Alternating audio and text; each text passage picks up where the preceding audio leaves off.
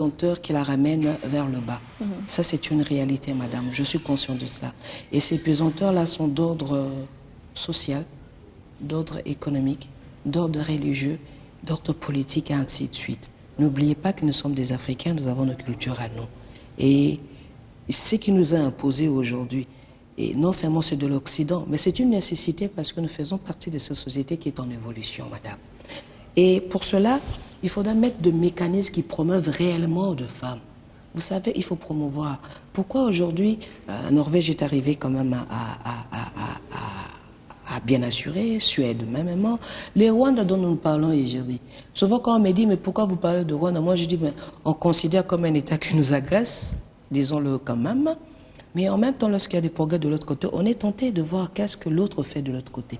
Ils ont mis des parapluies, des garde-fous qui promeuvent vraiment la femme. Et c'est la législature. Pareil pour l'Afrique du Sud. Même l'Afrique du Sud, le Ghana, le Lesotho, au Sénégal. On a vu, même en Algérie, madame.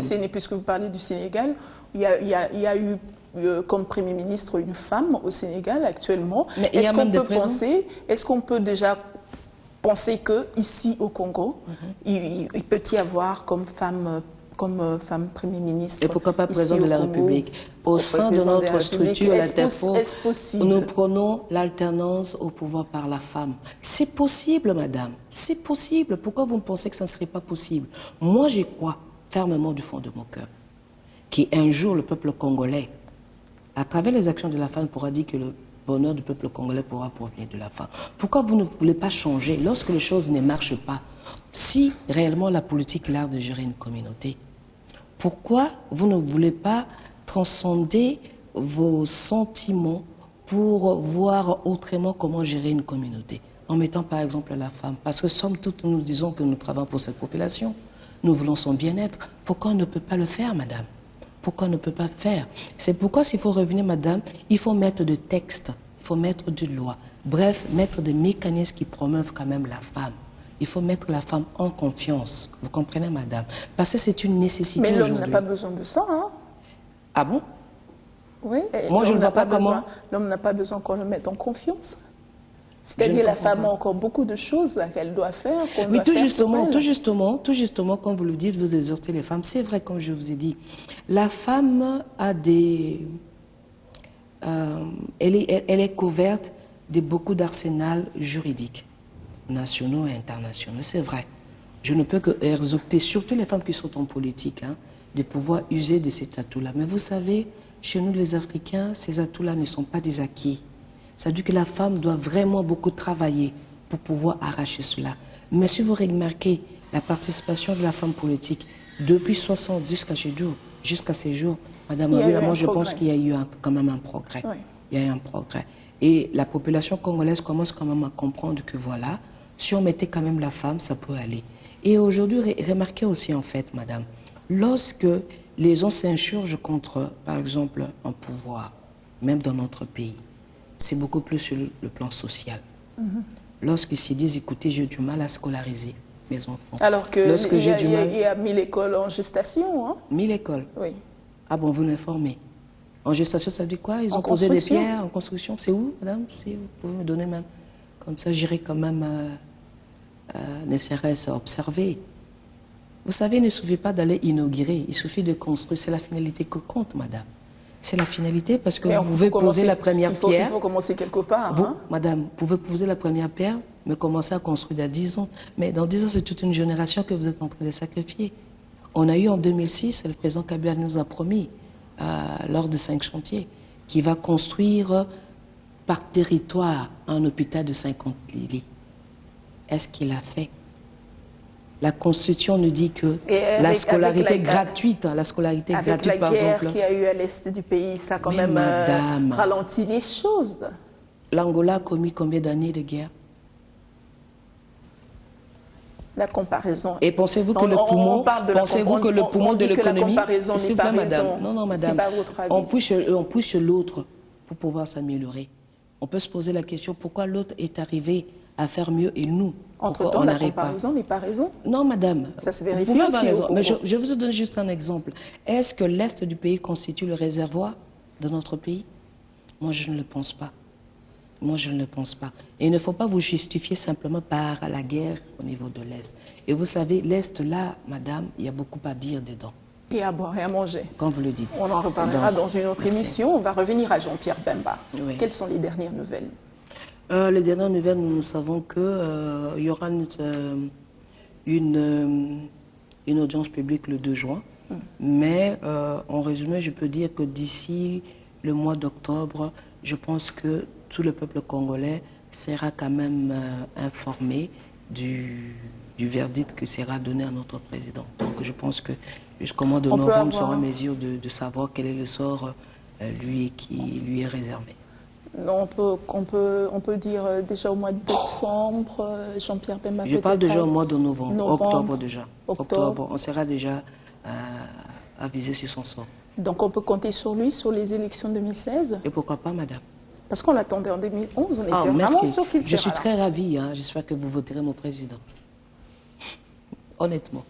Il le mérite. Alors, avec qui Jean-Pierre Bemba pense-t-il travailler lorsqu'il sera libéré? Avec le membre du MLC, le peuple congolais. Pendant que le MLC s'est vidé de ses membres. Oui, tout justement, je dirais ses membres de premières heures.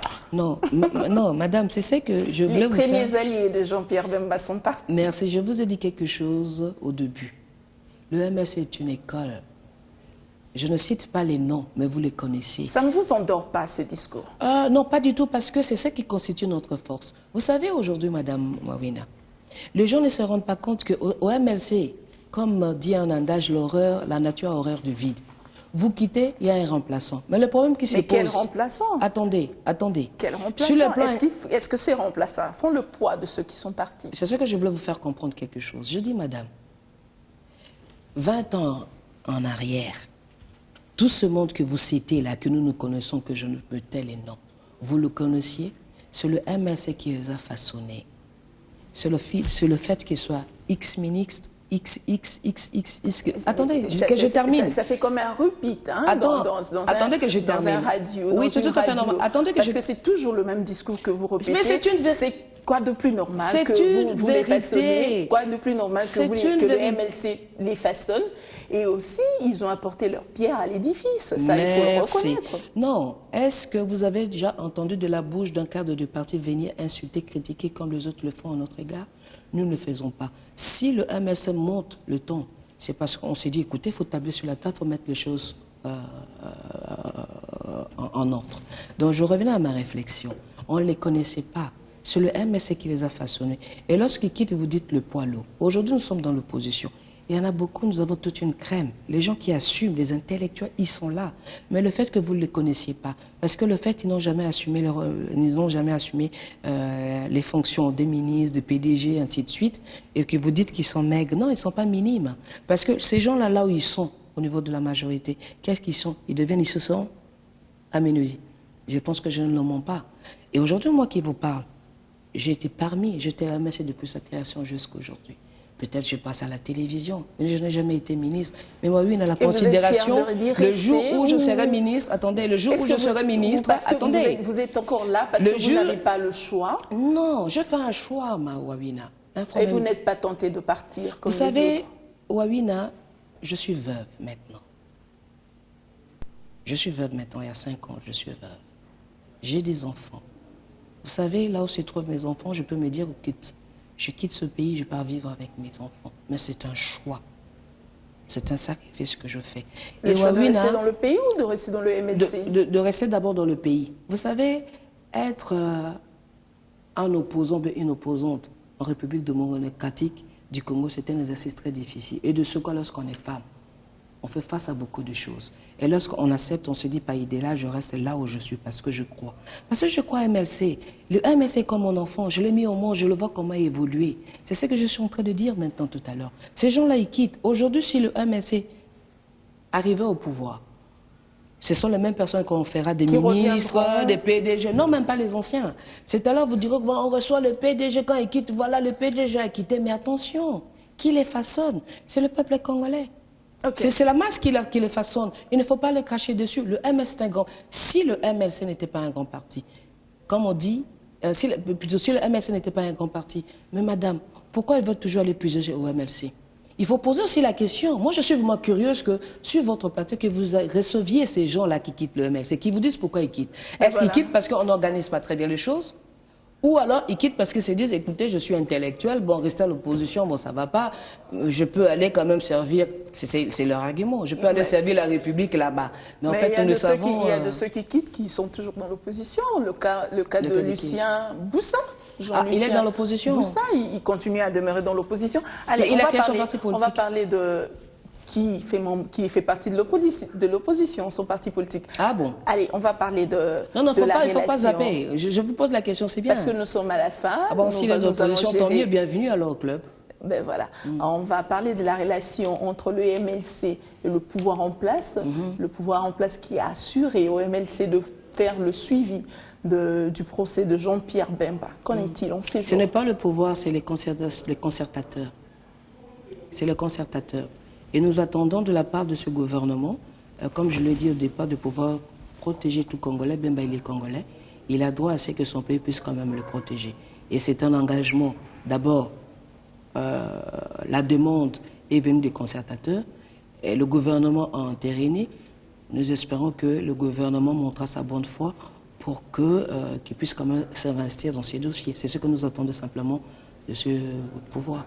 Qu'en est-il jusque-là? Pas encore un mouvement de leur part? Je ne le sais pas, je ne le sais pas. Jusque-là, de mon point de vue, ou bien à mes connaissances, je ne sais pas. Il se peut qu'il y a des échanges, ou bien, comme je vais dire, des échanges qui peuvent se faire au plus haut niveau de notre parti, que je ne sois pas informée. Mais à ma connaissance, je ne le sais pas. Ben voilà. Puisque vous avez évoqué encore tout à l'heure les constitutions, les concertations, pardon, les concertations nationales qui devaient déboucher à un nouveau gouvernement de cohésion nationale qui se fait attendre, voilà, 7 mois déjà. Alors on peut avoir une idée de la réaction du MLC ou la position du MLC par rapport à cette long terme et aussi... Est-ce que vous allez faire partie de ce gouvernement? Mais madame, on a été en concertation. Et n'oubliez pas, aller aux concertations, c'est depuis novembre 2012. C'est le MLC qui a demandé à ce que les filles et filles de ce pays puissent se réunir.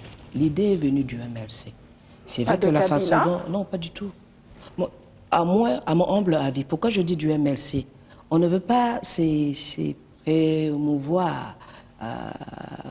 promouvoir promouvoir cette convocation-là des concertations, non.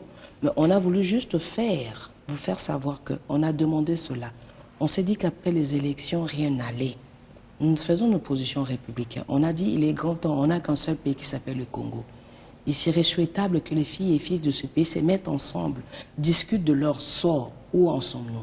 Nous les avons exigés bien avant 1 année avec le président Kabila. Si bien que quand M. Kabila a demandé à ce qui est concertation, nous on s'est dit, ok, de toute façon pour nous on a vu aux concertations comme une table ronde où on parlera dans la logique du MLC. C'est vrai que nous avons posé nos conditions, notamment en ce qui concerne la facilitation, en ce qui concerne les termes de référence, en ce qui concerne, la Constitution, de ne pas toucher aux constitutions. Et voilà, était donc préalable. On nous a rassurés, nous sommes partis. Et nous avons si haut dit ce qui n'allait pas et nous allons donner notre piste de solution. Mais n'oubliez pas, concertation, il n'a pas eu comme MLC parti politique de l'opposition. Je peux dire qu'il y a eu une bonne partie de partis politiques de l'opposition. Il y a eu la majorité, il y a la société civile. Dès lors, les concertateurs se sont convenus sur un point. C'est la loi de la majorité, nous nous inclinons.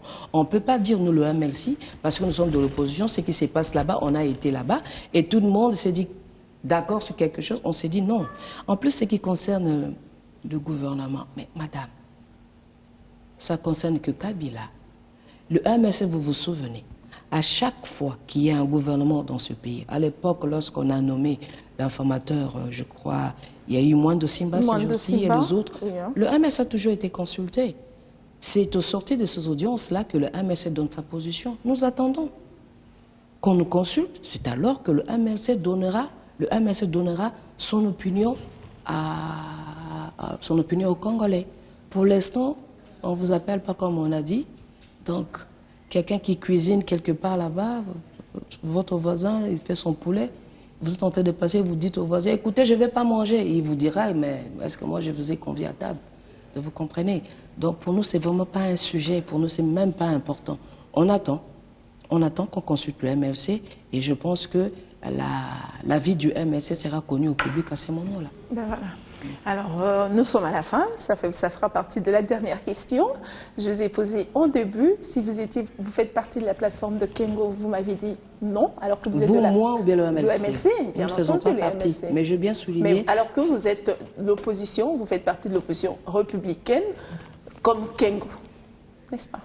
Ben, madame, il faut faire, je ne sais pas, je ne sens pas très bien votre question. Il y a une opposition, c'est une plateforme. Dernièrement... N'oublie pas qu'il y a plusieurs plateformes. Attendez, n'oublie pas qu'il y a plateforme. Il y a plusieurs plateformes au sein de l'opposition.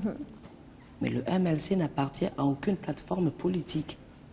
Le MLC est MLC. Mais néanmoins, nous encourageons parce que ça fait partie de la mobilisation. Dès lors, chacun de son côté peut mobiliser pour faire face à ces régimes, nous ne pouvons qu'applaudir. Vous comprenez, madame? Nous ne sommes pas contre, mais nous ne faisons pas partie de cette plateforme qu'on dit... Alors, quelle est la opposition républicaine? Quelle est la relation qu'entretient le MLC avec l'UDPS et l'UNC? De très bonnes relations entre partis politiques de l'opposition. Quand il s'agit de fusionner nos forces, nous fusionnons nos forces. Et quand l'UDPS refuse de participer aux prochaines élections,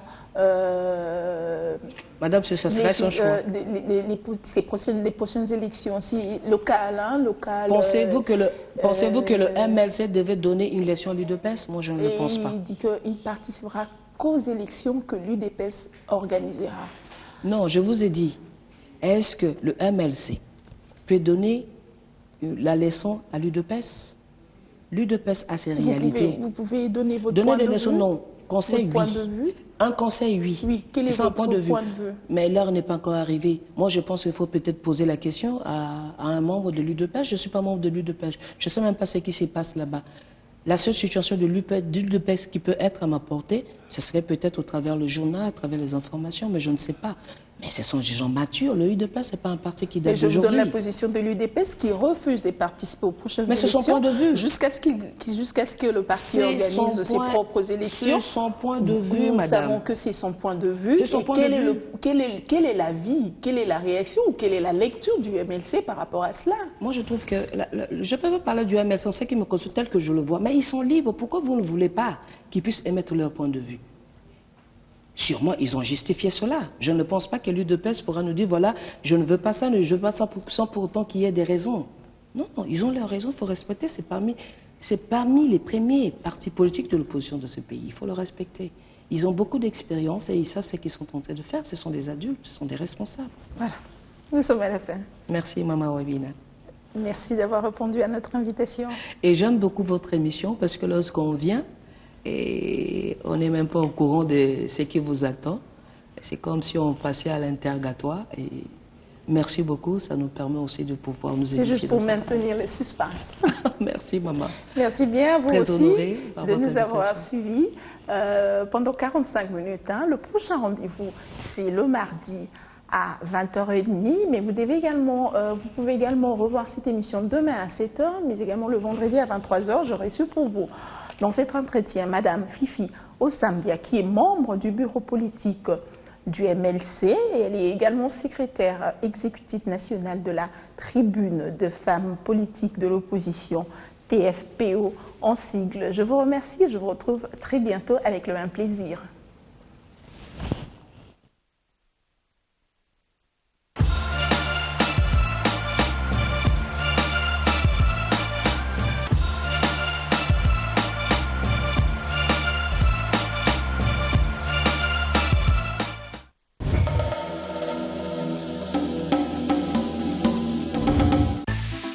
Connais une banque qui est ouverte 24 heures sur 24. Une banque qui évolue avec son temps et fournit les mêmes solutions bancaires que les meilleurs de ce monde. Grâce à ses conditions maximales de sécurité et à sa